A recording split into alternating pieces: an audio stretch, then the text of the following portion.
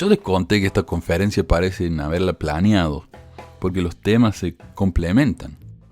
Y este es otro ejemplo, ¿no? Al menos 3 de estos discursos, los primeros, o el segundo, tercero y cuarto, también parece que son una continuación del otro, pero con un enfoque tan diferente.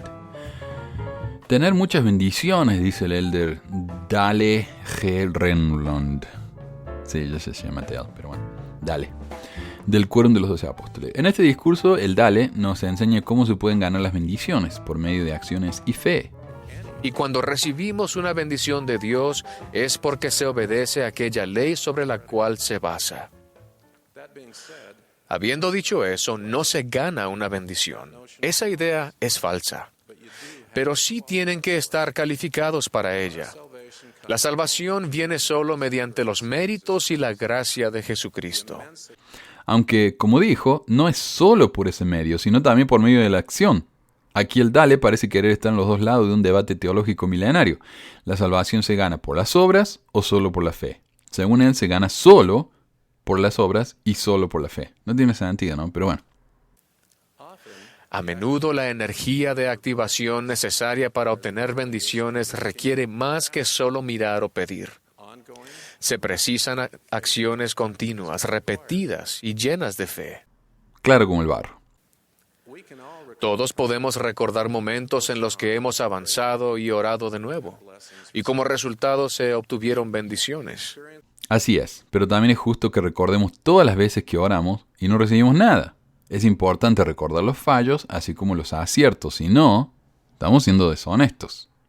Por supuesto, hacer una acción buena de vez en cuando no es suficiente. Debemos hacer esto una y otra vez hasta que nos muramos. De otro modo, el fuego se apaga y quedamos como el principio. Dice él que las buenas acciones son como ponerle leña al fuego, y oxígeno, y hace falta oxígeno. Pero una vez que dejamos de hacer las acciones, el fuego se apaga. Bueno, todo este trabajo que hicimos no cuenta para nada, ¿no? Me parece que los bancos, por más usureros que sean, son más generosos que este Dios, porque cuando uno invierte una cierta cantidad, aunque luego deje de invertir, si el dinero está en el banco, los intereses siguen creciendo y al final uno gana.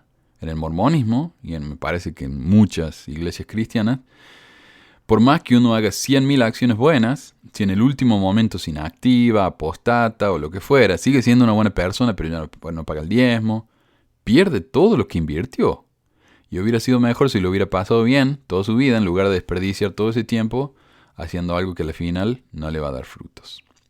Según el Dale, cuando reciban alguna bendición de Dios, pueden inferir que han cumplido con una ley eterna que gobierna la recepción de esa bendición. Cuando yo estaba en la misión, bautizar familias era la bendición más grande que podemos recibir. El presidente de misión se refería a eso como una bendición. Los discursos que leíamos, los manuales que leían, bautizar era una bendición. Sin embargo, veíamos a misioneros que no estudiaban, no trabajaban, salían a bailar los fines de semana, bautizaban a lo loco. Los misioneros más chuecos, como le dicen ahí en Chile. Los más chuecos bautizan más. Mientras tanto, los giles como yo trabajábamos hasta que se nos rompían la suela de los zapatos y nada. Entonces, ¿de qué bendiciones nos habla? Lo mismo con lo del dinero. A veces los más atorrantes y criminales son los que a mejor les va, mientras que los más honestos son los que peor la pasan. Pero claro, cuando un estafador se hace rico a expensas de los pobres e ingenuos de su barrio que se tragan sus estafas, él tiene que sentir que no está haciendo nada mal porque después de todo está siendo bendecido, ¿o no? Tenemos un discurso llamado Cristo, la luz que resplandece en las tinieblas, de la hermana Shannon Eubank, primera consejera de la Presidencia General de Socorro. Y este discurso, tengo que decirles, es el mejor discurso que pude escuchar hasta este punto. La señora Eubank no juzga, no recrimina, no receta nada, simplemente muestra comprensión. Algunos sentimos que no encajamos en el molde tradicional. Por varias razones no nos sentimos aceptados o aceptables. El Nuevo Testamento muestra los esfuerzos que hizo Jesús por llegar a todos. Leprosos, recaudadores de impuestos, niños, galileos, rameras, mujeres, fariseos, pecadores, samaritanos, viudas, soldados romanos, adúlteros, los ritualmente impuros. En casi todos los relatos, Él tiende la mano a alguien que no era tradicionalmente aceptado. Al igual que los empleados del templo, nos ayudamos mutuamente al llegar personalmente, recargar las baterías espirituales, reparar lo que salió mal. A veces escuchar a alguien y decirle, te entiendo, es difícil, espero que las cosas puedan mejorar y avísame si puedo hacer algo para ayudarte. Es infinitamente mejor que decir, tal vez estas cosas te están pasando porque no estás haciendo lo suficiente de tu parte. Lo que tenés que hacer es esto y lo otro y bla, bla, bla. Como cuando yo lo llamo a mi papá y no sé de qué habla, entonces le digo, ¿sabes que me dolía el pie el otro día? Me dice, ¿sabes lo que tenés que hacer? Y me empieza a decir que tengo que hacer todas las cosas que ya hice. Porque mi papá, él es una de esas personas que espera que uno termine de hablar, nada más que parece un comentario. No escucha, ¿viste? Entonces no sé, yo todo lo que quería es que él dijera, pucha, qué problema, ¿no? No, me tiene que ayudar a solucionar el problema constantemente. Y si ustedes son hombres y me están escuchando, practíquenlo con sus mujeres. Cuando les cuenten algo que les molesta, que no les gusta, que les duele, que les pasó, que sufrieron, no traten de arreglarlo. Escuchen y digan, te entiendo. ¿Ok? Les va a ir mucho mejor, se los prometo. Ay. En serio, el mejor discurso de la conferencia. Después el elder Quinton Cook dio un discurso que supuestamente tiene un tema similar al de la hermana Eubank, el amor de Dios por sus hijos, pero lo hace lo opuesto de la hermana Eubank. Y empieza desde el primer párrafo diciendo lo que tenemos que hacer para demostrarle a Dios que realmente lo amamos. Esta mañana, mi propósito es hacer hincapié en el papel esencial de esa clase de amor en la obra misional, en la obra del templo y de historia familiar, y en la observancia religiosa de la familia centrada en el hogar y apoyada por la Iglesia. En otras palabras, para demostrarle a Dios que lo aman, no es suficiente adorarlo, pensar en Él como lo más grande que hay, sino que uno no puede dejar de molestar a sus vecinos invitándolos a la iglesia por enésima vez, de ir al templo a hacer obras por los muertos. Porque obviamente eso es tan esencial. Si no hacen esas dos cosas, Dios sabe que en el fondo ustedes no lo aman. Y tal vez piensen que exagero al decir que en la iglesia Sud servir a Jesucristo significa servir a la iglesia mormona, pero en una historia a continuación Cook lo afirma. Según él, en un viaje a Fiji, en lugar de quedarse en un hotel, Hinckley y como 200 de su comitiva se quedaron gratis en la casa de un hombre que no era miembro, que tenía un complejo grande, ¿no?, en su casa. Y cuando Hinckley lo invitó a hablar con los misioneros y este hombre le dijo que no, porque él ya tenía una religión a la que era muy fiel, Hinckley le dijo, Otto, eso no es suficiente. Deberías ser miembro de la iglesia. Esta es la iglesia del Señor. ¿Se entiende? No es suficiente ser una buena persona. Hay que ser mormón. O no cuenta. No es suficiente ser fiel miembro de otra iglesia y de creer y adorar en Jesucristo. No, porque uno tiene que ser mormón. Por supuesto, Otto se convirtió y se hizo mormón, porque esta es una historia de la conferencia después de todo. Así que bondad y al mantener gratis a todos los mormones que fueron a su casa, finalmente pudieron contar. Y hay que ir al templo, porque es lo más importante que hay, ¿no? Adoctrinar a los hijos desde la cuna, obvio, y no usar tanto la tele y el internet. Fin. ¿Qué diferencia con el discurso de la hermana Eubank, no? Uno es un mensaje de comprensión, el otro uno de prescripción. Uno es un excelente mensaje que puede ayudar a la gente a no sentirse tan horrible a causa de las tremendas presiones que nos pone la iglesia. El otro nos hace sentir que no estamos haciendo lo suficiente. Tercer discurso. Aquí el Toddy Christofferson, al igual que el Cook, nos dice que hay que predicar para preparar la segunda venida de Cristo. Y eso es tan importante como alimentar a los hambrientos o tal vez más, porque cuando Jesús venga ya no va a haber más pobreza ni hambre. Mientras tanto, jódanse pobres. Mientras estuve en Buenos Aires en la conferencia que mencioné antes, el Espíritu me manifestó claramente que la Iglesia de Jesucristo de los Santos de los Últimos Días tiene el poder y la comisión singulares de realizar los preparativos necesarios para la segunda venida del Señor. De hecho, fue restaurada para ese propósito. ¿Pueden encontrar en alguna otra parte un pueblo que acepte la era actual como la profetizada dispensación del cumplimiento de los tiempos, en la que Dios se ha propuesto reunir todas las cosas en Cristo? Si no encuentran aquí una comunidad decidida a lograr lo que se necesita a fin de que los vivos y los muertos se preparen para ese día. Si no encuentran aquí una organización dispuesta a dedicar grandes cantidades de tiempo y de fondos para el recogimiento y la preparación de un pueblo del convenio que esté listo para recibir al Señor, no lo encontrarán en ninguna parte. En otras palabras, si se van, no van a estar preparados para el día final, lo de siempre. Y si esta iglesia no es lo que esperaban, mala suerte, porque no van a encontrar lo que esperaban en ninguna otra parte. Esto es lo mejor que van a encontrar. ¿Es esto o nada? Amén. Y por si no están lo suficientemente asustados, el Todi nos advierte. Es rarazo, pero hay una parte en la transcripción del discurso en LDS.org que no aparece en la traducción de audio.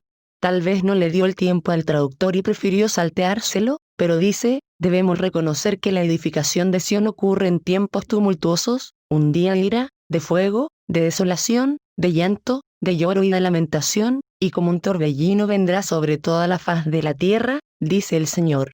Por tanto, el recogimiento en estacas es para defensa y para refugio contra la tempestad y contra la ira, cuando sea derramada sobre toda la tierra. Y si piensan que alimentar a los pobres o a ustedes mismos es lo más importante... El presidente Nelson ha hecho hincapié reiteradamente en que el recogimiento de Israel es lo más importante que se está llevando a cabo hoy en la tierra. Nada se le compara en magnitud, nada se le compara en importancia, nada se le compara en majestad. Y si eligen hacerlo, pueden formar gran parte de él. Y finalmente, por si no quedó claro, el Todi termina con... El regreso del Salvador es la garantía definitiva de que todo se arreglará. Ahora tenemos al señor Callister, Tad R. Callister, presidente general de la Escuela Dominical, recientemente relevado, dice acá. Callister dice que pecar es como tirarse de un avión, y que la expiación de Jesús, tal como lo enseña la Iglesia, es como si alguien nos hubiera puesto un paracaídas en la espalda. Sin el paracaídas, la gravedad va a hacer que nos aplastemos en el piso. De la misma manera, sin Jesús, al pecar vamos a terminar muy, muy, muy mal. Así que vayamos a la iglesia o nos vamos a reventar en el piso. Aunque en realidad la comparación no es igual. Es como si uno se tirara de un avión sin un paracaídas. Entonces Jesucristo mágicamente nos pone de vuelta en el avión y se reemplaza a Él mismo con nosotros. Y entonces Jesucristo cae al piso y se aplasta en el piso por nosotros. Eso sería la expiación.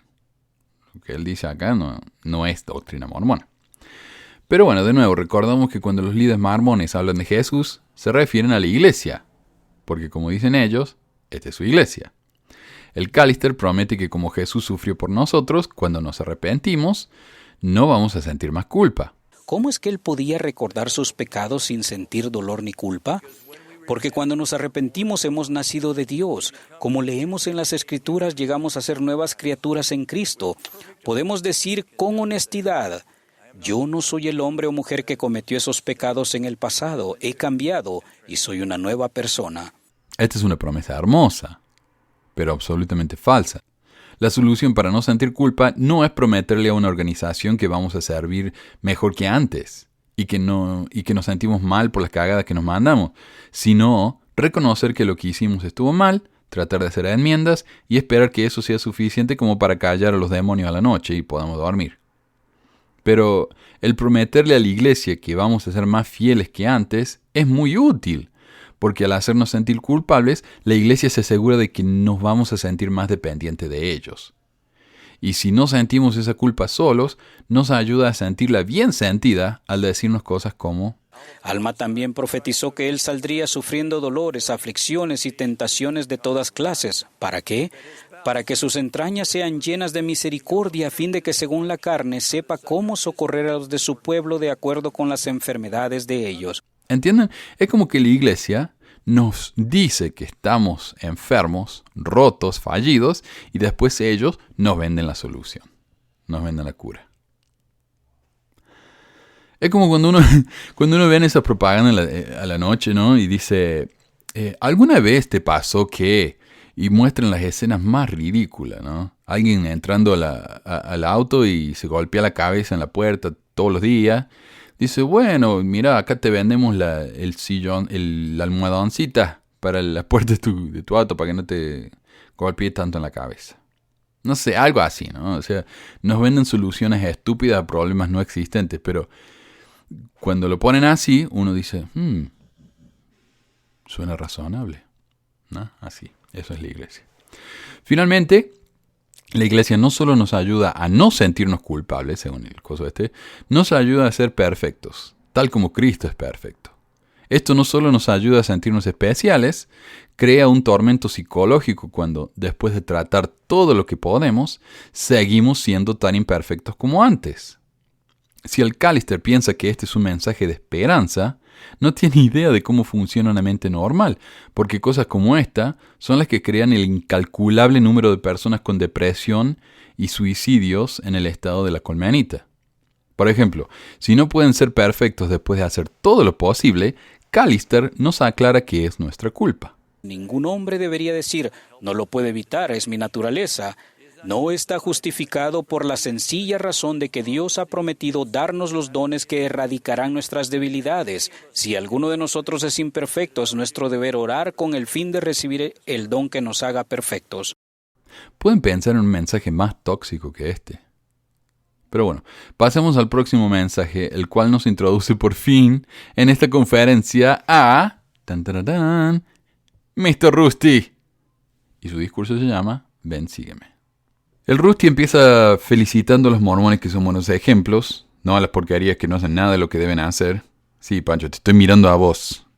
Felicito a las muchas mujeres y hombres que hace poco leyeron el libro de Mormón y descubrieron gozo y tesoros escondidos. Me siento inspirado por los informes de milagros recibidos. Lo que hace el Rusty acá es algo que yo mismo hago como maestro. En lugar de decirle a Juancito que no hable, felicito a Marcelita por ser tan buen ejemplo al prestar atención en silencio, ¿no? Entonces, de esa manera indirectamente le estoy diciendo a Juancito que se calle la boca. Y el Rusty da como 15 ejemplos más de lo mismo. Y hasta nos ofrece el chiste más gracioso de la conferencia hasta ahora. Recibimos esta fotografía de Blake, de 4 años, quien temprano un sábado por la mañana tomó un libro de la iglesia y exclamó, «Necesito alimentar mi espíritu». Claro, entonces al hacer esto está haciendo dos cosas. Uno, está haciendo que los que hacen todas estas cosas se sientan bien, se sientan especiales, y hace que los que no están haciendo estas cosas se sientan culpables y con ganas de hacerlo. Luego cuenta la tristísima historia de la muerte de su hija, y es realmente horrible. Yo como padre que absolutamente adoro a mi hijo, me imagino el dolor que debe sentirse, ¿no?, al perder a una hija. Ahora, yo me imagino que si estoy en la cama de muerte con mi hijo, y ya sea que yo me estoy por morir o él se está por morir, yo le voy a decir a mi hijo que lo mucho que lo quiero, que lo amo, y que agradecido estoy por él como persona, por lo que sea, ¿no?, por la felicidad que me ha traído a mi vida. Pero acá el Rusty le dice a su hija que él está orgulloso de ella exclusivamente por todas las cosas que ella hizo por la iglesia. Porque como dije más arriba, el orgullo y el amor de un buen padre mormón es directamente proporcional a su actividad en la iglesia. O como diría Kimball, creo que fue, nada compensa el fallo en el hogar, ¿cómo es? Ningún logro compensa el coso en el hogar, no sé. Queriendo decir, si uno de nuestros hijos se inactiva, nada va a compensar por eso. Nelson cuenta la historia de John, un voluntario en el incendio de Paradise, California, el peor incendio en la historia del estado. Y luego de eso vimos más incendios ahí en California, el último la semana pasada, lo que me hace pensar que sumado con la enorme cantidad de huracanes, tsunamis y cosas así, acá en el norte de Utah vimos un huracán hace un par de años, lo cual no pasa en Utah, pero lo vimos. Entonces, para los milenaristas esto significa que Jesús está a punto de llegar. Como decía John, el voluntario, luego de ayudar en el incendio, se preguntó, ¿dónde está mi familia? Esto es similar a lo que nos va a pasar en la próxima vida si no nos portamos bien. Vamos a estar desesperados buscando a nuestra familia. O sea, hay que inyectar más miedo, por si hasta ahora se están sintiendo demasiado cómodos con esta conferencia. Y por supuesto, Nelson nos dice, ¿cómo no va a sentir ese miedo mortal en la próxima vida al estar separados de nuestros seres queridos, gracias a la iglesia. Nelson entonces nos dice que hay algunas personas bien ridículas que piensan que el amar a alguien es suficiente para estar con ellos para siempre. Qué gente tan idiota, ¿no? El espíritu en cada uno de nosotros anhela de forma natural que el amor de la familia perdure para siempre. Las canciones de amor perpetúan la falsa esperanza de que el amor es todo lo que se necesita si se desea estar juntos para siempre. Y algunos creen erróneamente que la resurrección de Cristo brinda la promesa de que todas las personas estarán con sus seres queridos después de la muerte. Amor. No, todo lo que necesitan no es amor, todo lo que necesitan es mormón. Nelson le sigue dando con que ser una buena persona no es suficiente para salvarse. Hay que ser mormón y de los buenos. Yo también lloro por esos amigos y parientes. Son maravillosos hombres y mujeres, dedicados a su familia y sus responsabilidades cívicas.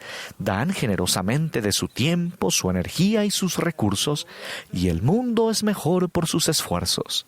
Sin embargo, han decidido no hacer convenios con Dios. No han recibido las ordenanzas que los exaltarán a ellos con su familia y los unirán a ellos para siempre. Qué mensaje tan horrible, ¿no? Si no son mormones, ¿para qué se esfuerzan?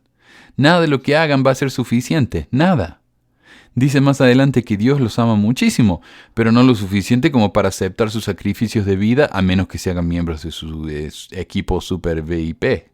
Necesitan comprender que aunque sí existe un lugar para ellos en el más allá, con maravillosos hombres y mujeres que también eligieron no hacer convenios con Dios, ese no es el lugar donde las familias se reunirán y se les concederá el privilegio de vivir y progresar para siempre.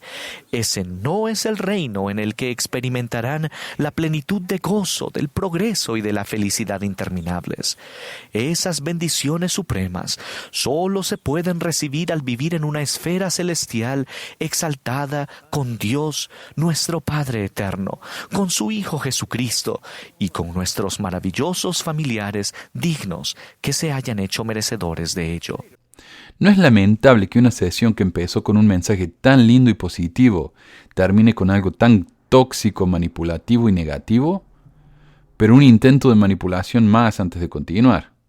Si realmente aman a su familia y si desean ser exaltados con ella por la eternidad, paguen el precio ahora, por medio del estudio diligente y la oración ferviente, para conocer estas verdades eternas y luego para vivir de conformidad con ellas. Luego Nelson nos hace dudar de la eficacia de una de las doctrinas más mormonas que existen, las ordenanzas por los muertos. Según él, un amigo suyo que no se quiso hacer mormón le dijo: esos mandamientos y convenios son demasiado difíciles para mí. Además, me sería imposible pagar diezmos. Y no tengo tiempo para prestar servicio en la iglesia. Luego me pidió, una vez que muera, por favor, haz la obra necesaria del templo por mi esposa y por mí para que podamos estar juntos de nuevo. Afortunadamente, yo no soy el juez de este hombre.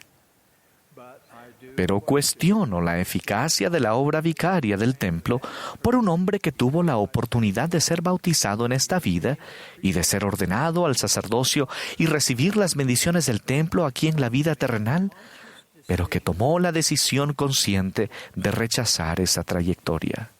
Y hablando de propagandas a la noche que tratan de cosas que no necesitamos, la clave es comprarla ya, llame ya, antes de que reflexionemos que estas cosas son totalmente inútiles. Por eso Nelson nos dice: realicen el trabajo espiritual para averiguar por ustedes mismos y por favor, háganlo ahora. El tiempo se está acabando. Y bueno, gente, ese fue el fin de la conferencia el sábado a la mañana. El domingo a la mañana es como la conferencia principal, ¿no? Porque el domingo a la mañana es cuando uno va a la iglesia. Pero acá supuestamente son todas iguales de importantes, ¿no? Incluso ahora la de la mujer. Y si es realmente igual de importante, ¿por qué carajo estos no ponen la sesión de las mujeres en el sitio web como pusieron a la sesión del sacerdocio?